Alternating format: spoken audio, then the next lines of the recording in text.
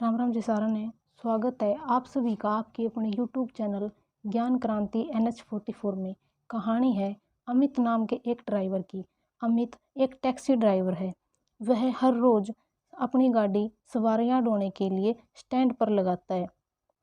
एक दिन मौसम खराब होने की वजह से वह लेट हो जाता है। रात के लगभग 2 बज जाते हैं। जैसे ही बारिश रुकती है तो अमित अपने घर जाने के लिए तैयार होता है, लेकिन उसी समय वहाँ एक बूढ़ा व्यक्ति, एक बूढ़ी औरत और उनके साथ एक नौजवान बहू एक छोटे नवजात शिशु के साथ आती है। शिशु को देखकर लगता है कि बच्चा अभी हाल फिलहाल 1-2 घंटे पहले ही पैदा हुआ है। बूढ़ा व्यक्ति अमित से कहता है, बेटा क्या आप हमें हमारे घर तक छोड़ दोगे? पहले तो अमित मना कर देता है, लेकिन वृद्ध बुढ़िया और नवजात शिशु को देखकर और मौसम खराब होने के कारण उसको दया आ जाती है और वह बूढ़े व्यक्ति से कहता है, ठीक है ताऊ जी, आप गाड़ी में बैठ जाइए, मैं आपको आपके घर तक छोड़ दूंगा। स्टैंड से 30-40 किलोमीटर चलने के बाद एक बहुत ही भारी घना जंगल आता है। तभी वह बूढ़ा व्यक्ति कहता है, बेटा यहीं गाड़ी रोक दो, यहीं हमारा घर है। लेकिन अमित कहता है, ताऊ जी यहाँ तो घना जंगल है, मुझे यहाँ कोई घर दिखाई नहीं दे रहा। लेकिन बूढ़ा व्यक्ति कहता है, नहीं बेटा, हम यहीं खेतों में ही रहते हैं, हमारा गांव में घर नहीं है। तो अमित गाड़ी रोकता है और उनकी बहू को गाड़ी से उतारता है और नवजात शिशु को हाथों में लेकर उनके घर तक छोड़ने के लिए चला जाता है। 10-20 कदम चलने के बाद अमित को एक टूटी हुई झोपड़ी सी दिखाई देती है, जिस पर 3 टप्पड़ पड़े हुए हैं। अमित उस टूटी हुई छान के अंदर झाँककर देखता है, जिसमें एक पानी का मटका और 3-4 टूटे हुए बर्तन रखे होते हैं। लेटने के लिए एक फटी हुई बोरी जमीन पर पड़ी हुई है। यह देखकर अमित को बहुत दया आ जाती है और वह उनको छोड़कर घर जाने लगता है।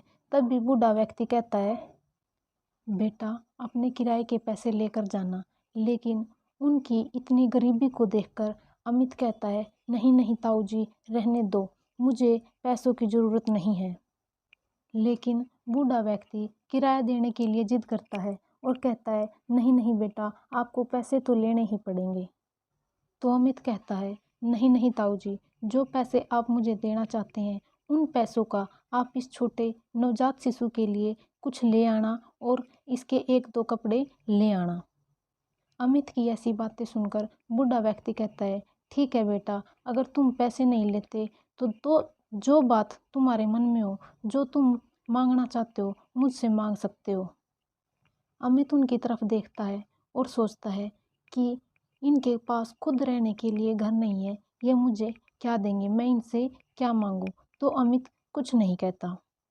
बूढ़ा व्यक्ति एक बार फिर कहता है, बेटा सोच लो, जो तुम्हें चाहता हो, जो तुम्हारे मन में हो, तुम कुछ भी मेरे से मांग सकते हो। लेकिन अमित कुछ नहीं कहता, वह चुप रहता है।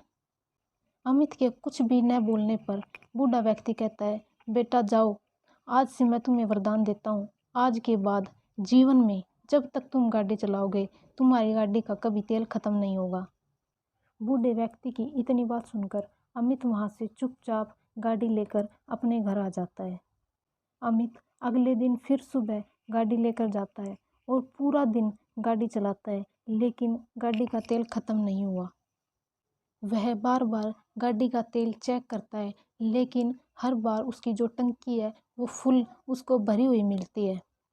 यही प्रक्रिया लगभग 2-3 महीने तक लगातार चलती रहती है। वह हर रोज़ गाड़ी का तेल चेक करता है, लेकिन उसको टंकी तेल से भरी हुई मिलती है।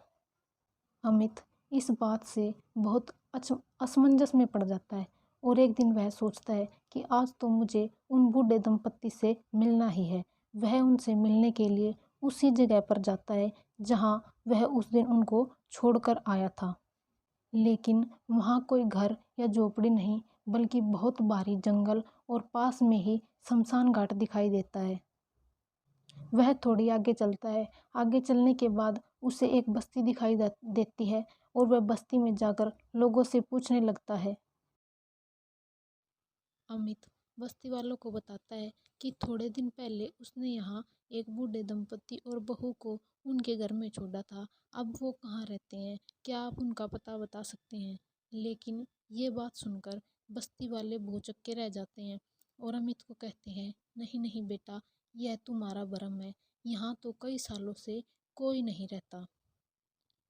गांव वाले अमित को अच्छे से बताते हैं कि यहाँ जो रास्ता है वो छलावे के लिए मशहूर है और पास में शमशान घाट है।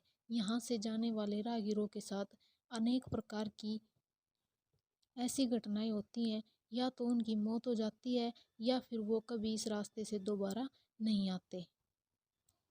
और गांव वाले कहते हैं कि वह छलावा रात को आदमियों का रूप धारण करके किसी को भी डराता है और यहाँ से आने जाने वाले लोगों को रास्ता भटका के उन्हें जान से मार देता है। गांव वालों की ऐसी बातें सुनकर अमित भी असमंजस में पड़ जाता है और वह सोचता है कि उस दिन मुझे जो मिले थे वो कोई छलावा था या कोई आत्मा या क्या था, वह समझ नहीं पाता। इस बात का राज तो उसे पता नहीं चलता, लेकिन इतना ज़रूर पता चल जाता है कि वह कोई छलावा ही था जो उस दिन उसकी गाड़ी में आया था। लेकिन छलावे ने उसे कोई नुकसान नहीं किया, बल्कि उसका फ़ायदा ही किया। कोई भी इस कहानी को अन्यथा ना ले, क्योंकि ये बिल्कुल सत्य घटना है। अगर आपको कहानी अच्छी लगी तो लाइक करना, शेयर करना, कमेंट करना। और अगर आपके जीवन में भी कभी कोई ऐसी घटना हुई है तो मेरे साथ शेयर ज़रूर करना। और अगर आप चैनल पर नए हैं तो चैनल को सब्सक्राइब ज़रूर करना, क्योंकि मैं हर रोज़ आपके लिए ऐसी ही सत्य घटनाएं लेकर आती रहूँगी।